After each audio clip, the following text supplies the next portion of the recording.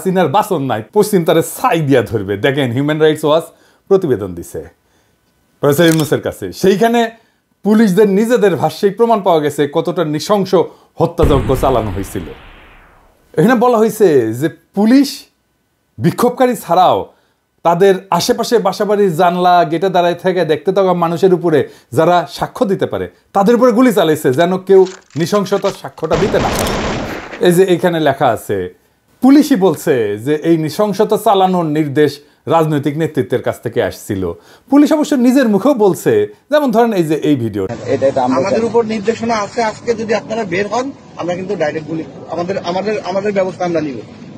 শীর্ষ কর্মকর্তা সিসিটিভি দেখছে, ভিডিও গেমস যেমন খেলে এরকম দেখে দেখে দায়িত্বরত কর্মকর্তাদের এমন ভাবে গুলি করার নির্দেশ দিচ্ছিল যেন তারা ভিডিও গেম খেলতেছে। পুলিশের গুলি করার নিয়ম পায়, সেখানে গুলি না করে শরীরের বিভিন্ন প্রধান অঙ্গ প্রত্যঙ্গে সিসার বুলেট ব্যবহার করে গুলি করছিল, শরীর লক্ষ্য কইরা। এমনকি যখন তাদের জীবনের উপরে, মানে পুলিশের জীবনের উপরে আঘাতের কোনো ধরনের শঙ্কা ছিল না। ব্যারিস্টার আরমান র্যাব টিএফআই সেলের আয়না ঘরে বন্দি ছিল, সেই সেলটা আবিষ্কার করা হয়েছে, সেখানে হাজারের উপরে বন্দি থাকতো। অবিশ্বাস্য